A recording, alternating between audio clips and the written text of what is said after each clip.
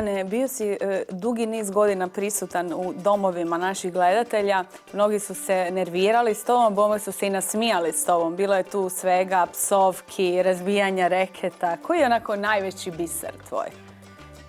Moj najveći, bilo je puno mojih bisera, ali možda najveći je kad sam razbio sve rekete u Brightonu i nisam mogao nastaviti meč. To se još nikad nije u povijesti tenisa. Da sam morao predati meč zbog nedostatka teniskih rekvizita. Bome. Znači, kod 2-1 u trećem setu, i to je ono, to se dan danas prepričava, to je ipak remek dijelo jednog teniskoga poluluđaka, kako bi ja rekao. A psovka je neka najoriginalnija? U Australiji su me kaznili $10.000 nakon meča, znači kad neko je javio da sam na beštima i onda su poslušali ovo na kazeti i onda mi je došao ovaj referi i rekao da to on u životu nije čuo, da to nije sovanje, da je to poezija beštimlja. Mislim, ja sam to smišljao, a te ljudi svi beštima, prvo mi Dalmatinci smo malo temperamentni, mi za dobar dan nekoga pošaljemo onu stvar. Se dogodilo da si imao crne rupe, da se nisi mogao sjetiti nekih momenata kad je neko prepričavao kasnije što se sve izgovorio? Pa jesam, imao sam.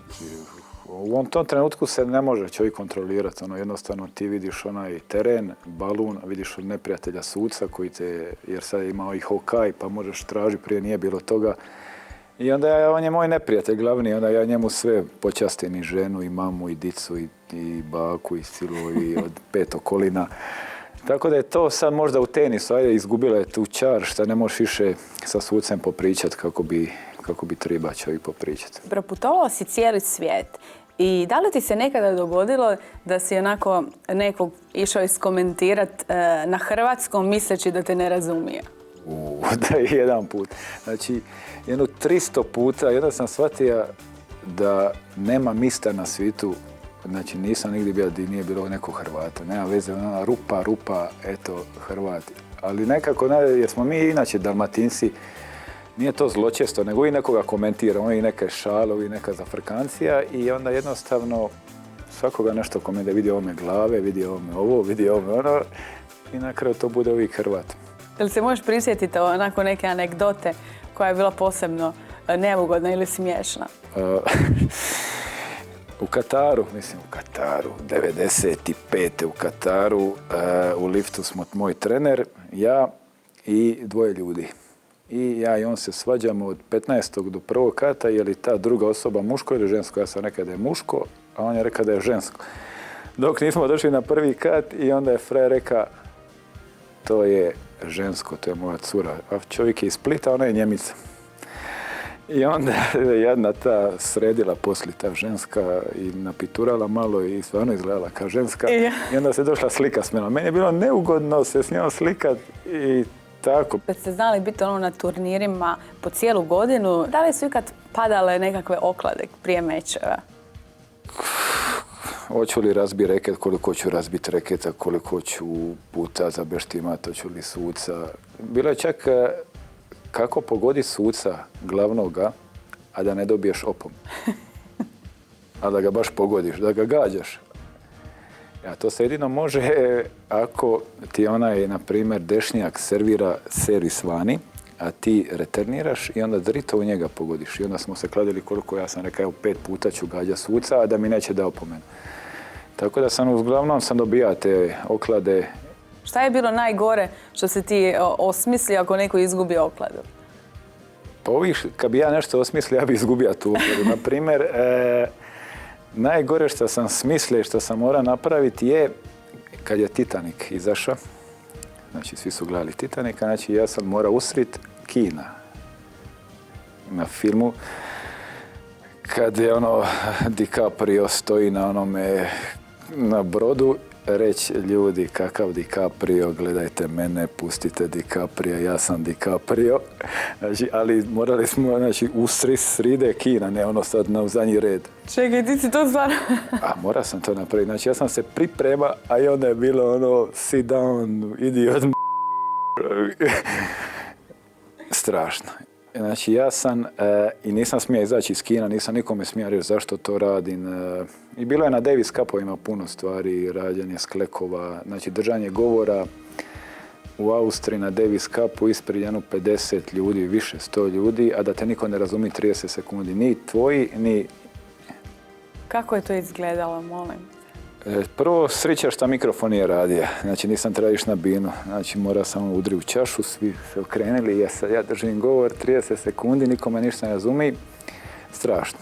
I na kraju sam mora napraviti 15 klekova. Znači, ljudi su stali i gledali mene jedno 5 minuta, a ja sam jedini ovako i ja glava upod.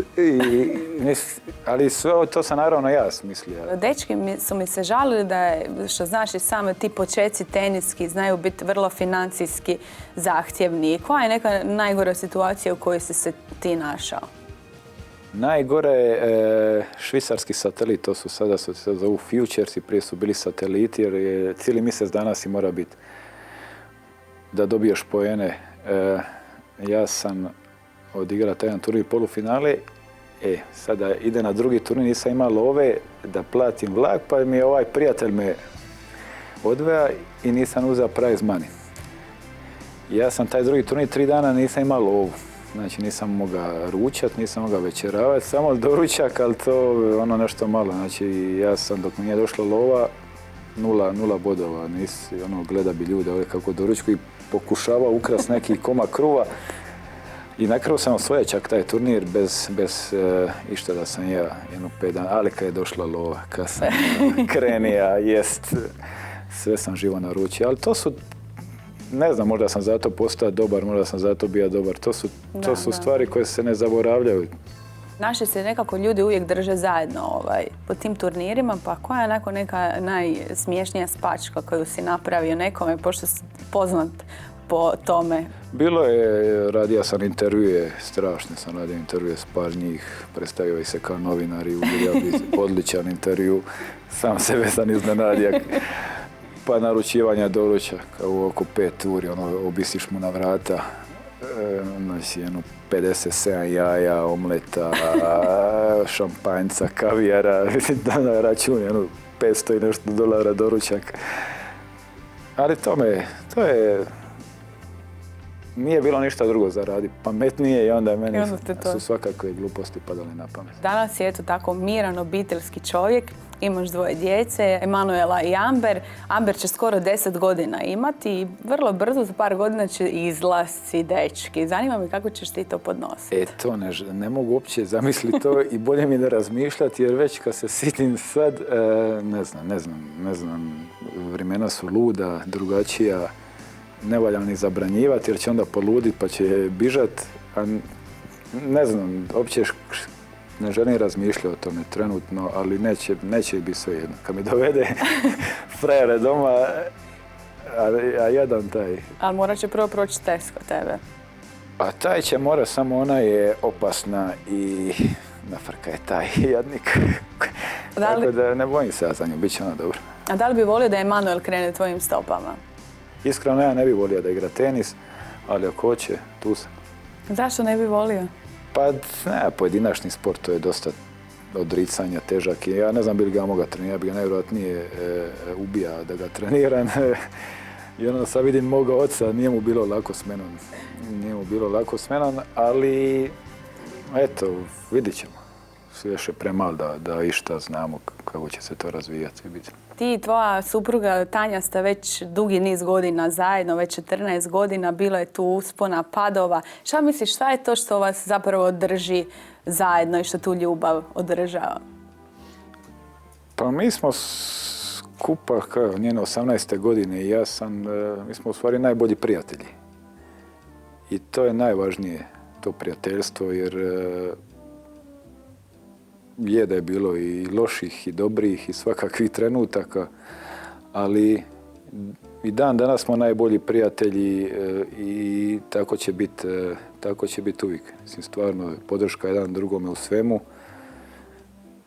Kako god neki ljudi i navijali da ne bude tako i svašta radili, ali to se nikako ne može. Mi smo takvi. Ja sam s njom od početka njene karijere skoro, kad se ništa s njom i potine. to što je ona radila, koje je možda po meni najteži posao na svijetu, biti manekenstvo, to je stvarno, to ne bi nikome poželio. Svi ljudi misle da je to med i mlijeko, ali mislim, ima i lijepih mjesta, ali ima i katastrofalnih i stvarno sam bio tu uz nju, ona je bila uz mene kad mi je bilo najteže i stvarno, to je nešto što kad se s nekim vežeš, to je doživotno i mi ćemo uvijek biti najbolji prijatelji. To je lijepo. Danas je pomoćnik direktora ATP Zagreb Indorsa koji uskoro počinje. Pa evo da možeš birat da pozoveš da igra Djokovic ili Federer, koga bi zvao? Osobno Djokovića jer mi je draži i tu je, Balkanac. Pa ima to malo balkanskoga u sebi i interesantan, ali možda bi ovdje bolje Federer prošao. Federer je nekako, možda najveći tenisač svih vremena, ako se to može gledat tako. Najviše Grand Slama osvojio, možda bi ljudi više cijenili da dođe Federer. Ali bilo bi najbolje oba dvojica. Hvala ti. Hvala vama.